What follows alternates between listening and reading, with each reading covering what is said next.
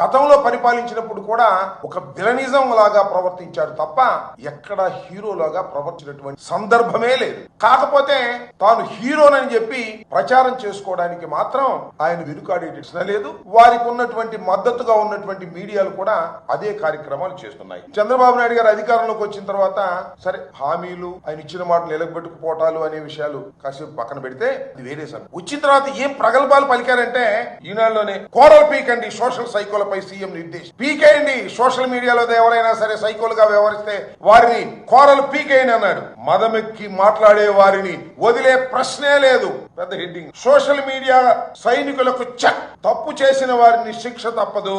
అనుచిత పోస్టులకు తీవ్రమైన పరిణామాలు. ఆ పోస్టులు చూసి నా బిడ్డలు కన్నీరు పెట్టున్నారు. పవన్ కళ్యాణ్ గారు మంత్రివర్గంలో వాపోయాడట. అసభ్య పోస్టులు పెడితే పీడీ యాక్ట్, అసభ్యమైన పోస్టులు పెడితే మాత్రం ఊరుకోము, పీడీ యాక్ట్ పెట్టేసి లోపలేసేస్తాము అని ప్రగల్భాలు పలికారు. ఇవన్నీ వైసీపీ వారిని లోపల వేయడానికి ఉపయోగించే కార్యక్రమాలే తప్ప చంద్రబాబు నాయుడు గారికి మాత్రం ఆయన పెంచి పోషిస్తున్నటువంటి సోషల్ మీడియాను మాత్రం ఎక్కడ చెక్కు చెదనివ్వాల. అసభ్యకరమైనటువంటి పోస్టులు, అసభ్యకరమైనటువంటి మాటలు, అసభ్యకరమైనటువంటి వేషాలు, అసభ్యకరమైనటువంటి చిత్రీకరణలు ఉన్నారు.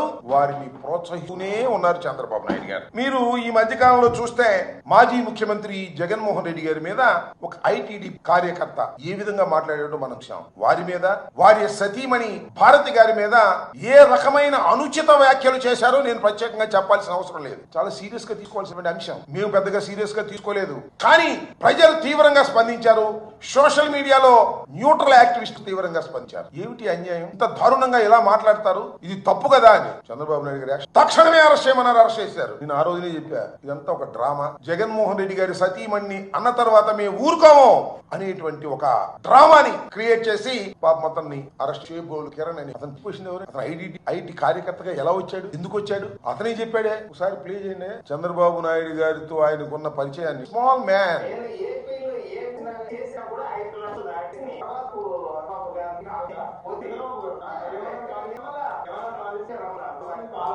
అంటే పార్టీ తరఫున ఉంటారు కదా, వాళ్ళు ఫోన్ చేసి ఇట్లా బాబు గారు రమ్మంటున్నారు అని చెప్తే మేమేదో వీళ్ళు జోక్ చేస్తున్నారు కామెడీ అనుకున్నా, కానీ తర్వాత తెలిసింది. అప్పుడు అధికారంలో ఉన్న 2014 నుంచి కానీ అంత ముందే ఉన్న ఎమ్మెల్యేలతో కూర్చొని నేను 2 రోజులు మీటింగ్ లో ఇక నువ్వేం చేస్తామంటే, సార్ ఇట్లా నాన్నకి యాక్సిడెంట్ అయితే ఇరిగేషన్ డిపార్ట్మెంట్ లో నేను లస్కర్ చేశాను సార్, తర్వాత బిజినెస్ పెట్టుకున్నాను, ఇట్లా పార్టీ కష్టాల్లో ఉంటే ఇక్కడ మిమ్మల్ని తిడుతున్నా గానీ ఏదన్నా గానీ ఇంట్లో మామగారు చెప్తే మాట్లాడు అంటే మాట్లాడాను సార్. నేను ఏపీలో ఏ వీడియో చూసినా చూశారు కదా, చేబోలు కిరణ్ చెప్పినటువంటి మాట. ఆ రోజు జగన్మోహన్ రెడ్డి గారి సతీమణి భార్య గారి మీద మాట్లాడారనే దాని మీద పెద్ద ఎత్తున దుమారం లేచింది. అరెస్ట్. అంతకు ముందు ఎంతమంది గురించి మాట్లాడాడు, ఎంతమంది భార్యల గురించి మాట్లాడారు, ఎంత నీచంగా మాట్లాడారు, అవి దృష్టిలోకి రాలేదు. సరే అరెస్ట్ చేశారండి. అరెస్ట్ చేసి నేను ఇవాళ చెప్తున్నా, మీ అందరికీ తెలుసు, చంద్రబాబు నాయుడు గారు అధికారంలోకి వచ్చిన తర్వాత సోషల్ మీడియా యాక్టివిస్టుల పేరు మీద అరెస్ట్ చేసిన తర్వాత ఇంత తొందరగా రిలీజ్ అయినటువంటి సోషల్ మీడియా అరెస్టుల్లో ఏది లేదు, ఒక కిరణం తప్ప. 11వ తారీఖు అరెస్ట్ చేశారు, కోర్టులో ప్రొడ్యూస్ చేశారు, 23వ తారీఖు బయటకు వచ్చారు. ఎలా వచ్చాడు? కోర్టు వారు ఇచ్చారా? కోర్టు వారు ఇచ్చే విధంగా చేశారు.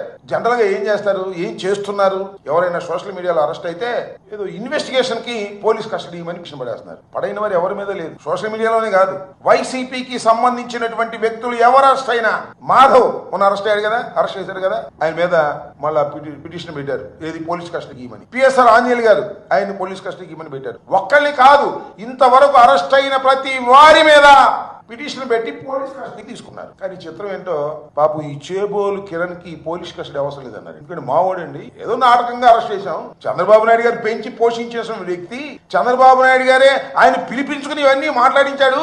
కాబట్టి ఆయన్ని మేము మాత్రం జాగ్రత్తగా జైల్లోకి తీసుకెళ్లి జాగ్రత్తగా జైల్లో నుంచి బయటకు తీసుకురావాలని నిర్ణయానికి వచ్చాం.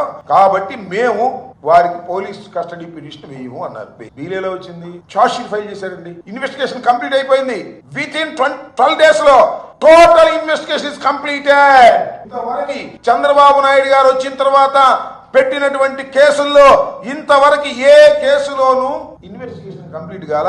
మంగళగిరి కోర్టులో మాత్రం మంగళగిరి పోలీసులు మాత్రం ఈ కిరణ్ కేసులో టోటల్ గా చార్జ్ షీట్ పడేశారు. నాకు తెలిసిన సమాచారం బెంచ్ మీద మ్యాజిస్ట్రేట్ గారు న్యాయాధిపతి ఇంత తొందరగా పడేశారు, ఏ కేసులను పడైంది 12 రోజుల్లోనే ఎలా పడేశారు మీరు, ఇన్వెస్టిగేషన్ కంప్లీట్ అయిపోయిందని అని ఆయన ప్రశ్నించినటువంటి సందర్భం కూడా ఉంది పోలీసులు. నేను ఎందుకు చెప్తున్నానంటే చంద్రబాబు నాయుడు గారు నేను హీరోని, ఎవరినైనా సరే నేను అరెస్ట్ చేసేస్తాను అని మాటల్లో చెబుతున్నాడు తప్ప విలన్ గా బిహేవ్ చేస్తున్నాడు అనడానికి ఇంతకన్నా పచ్చి ఉదాహరణ ఏమైనా కావాలా అని నేను అడుగుతాను. చేబోలు కిరణ్ అరెస్ట్ చేసినట్టు ఉంది, రిలీజ్ అయినట్టు ఉంది. చేబోలు కిరణ్ అరెస్ట్ చేసిన తర్వాత ఐటీడీపీలోనే చాలా మంది క్రిటిసైజ్ చేశారు. ఏమండి చంద్రబాబు నాయుడు గారు, మీరే తిట్టమంటారు, మేము తిట్టామనుకో మళ్ళా మీరే లోపలేస్తున్నారు అని అంటే, లోపలేసడం కాదులేవా అంత ఉతికి మళ్ళా విడుదల చేశాం కదా, మళ్ళా మీ పని మీరు చేసుకోండి అనేటువంటి కాన్ఫిడెన్స్ ఇవ్వడానికి నారా చంద్రబాబు లాంటి విలన్ క్యారెక్టర్ వాళ్ళ ప్రయత్నం చేస్తున్నా లేదో ఆలోచించండి.